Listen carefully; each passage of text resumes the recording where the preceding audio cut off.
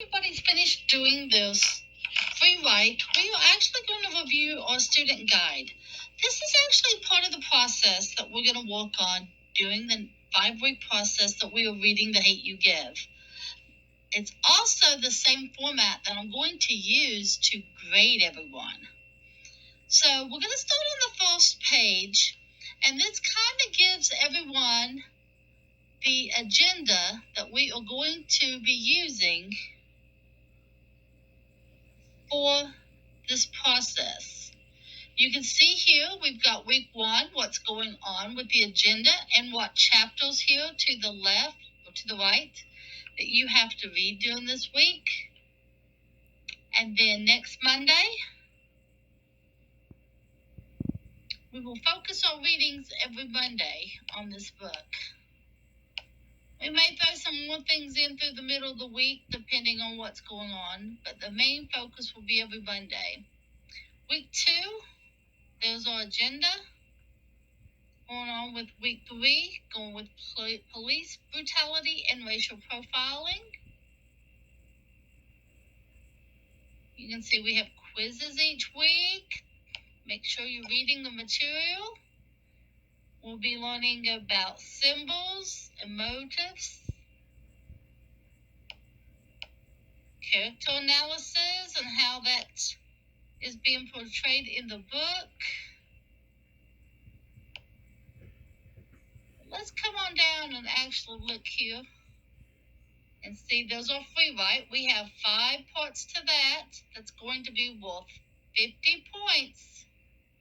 And we'll do that at the beginning of class every Monday. The next section we have is our key content terms. We're actually going to start those today because we definitely need to know what words is associated with the text so we can get a better understanding of what the author wants us to comprehend in the book. If we don't understand the meaning of some of those words, it might be difficult for us to understand the book as well. The third part is book summary and analysis. If you notice there when we was up at the top with the agenda, Monday, Wednesdays, and Fridays, you had a couple of chapters listed.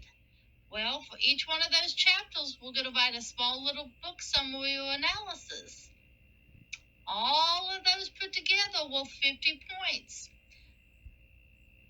3 or 4 sentences will work. It don't have to be very long. All you're going to be doing is writing a brief summary of the chapters that's listed.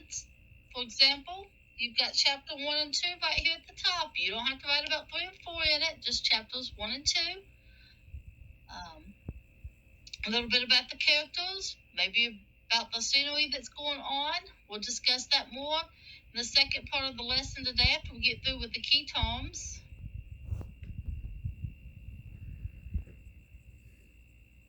After we do that, the next week we're going to get more into understanding literary elements. This is something you definitely need to understand if you want to comprehend the book well. This to help you during the whole process in writing your book summaries, and definitely when you get to the very end and you're working on your essay. Okay? You can see here we're going to be looking at things such as the setting and the tone, imagery in the book, conflicts and how they are solved, the resolutions, symbolisms. What are some of the symbols that are being used to tell the story? Flashbacks.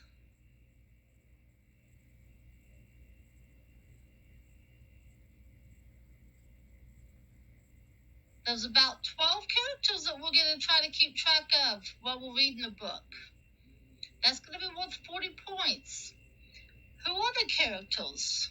What's so unique about them? What features do they have? Are they the main character? Are they a supporting character?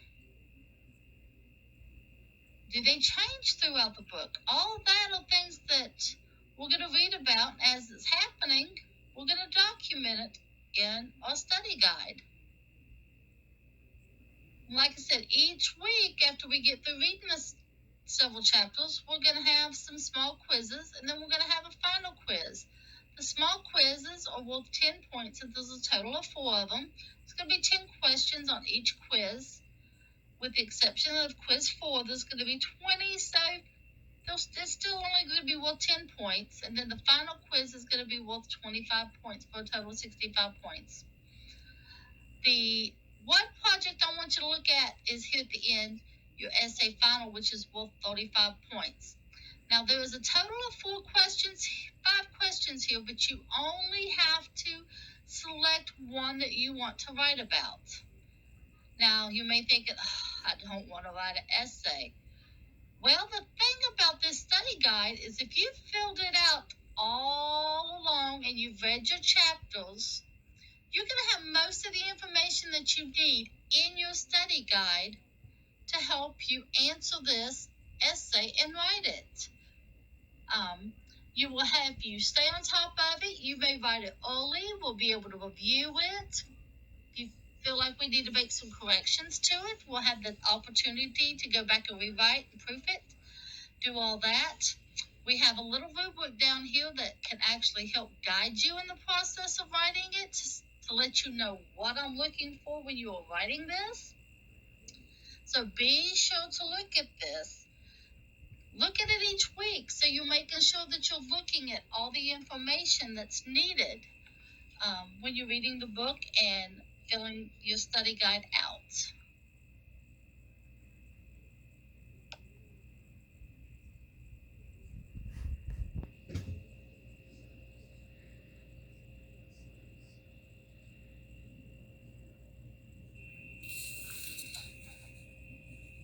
Okay, we're going to move on to the section of today's lesson where we're going to learn about some of the key content terms. All right, during this portion of our study guide, we are going to look at the words, their meaning, and the phrases as they are used in the context of the book. But you're also going to need to write a sentence for each one of the words. So I'm going to be calling upon students. And when I call upon you, I want you to give me a meaning and then use it in a sentence. So we're going to spend about the next 10 minutes doing this process. And then this is part of your homework for the rest of this week.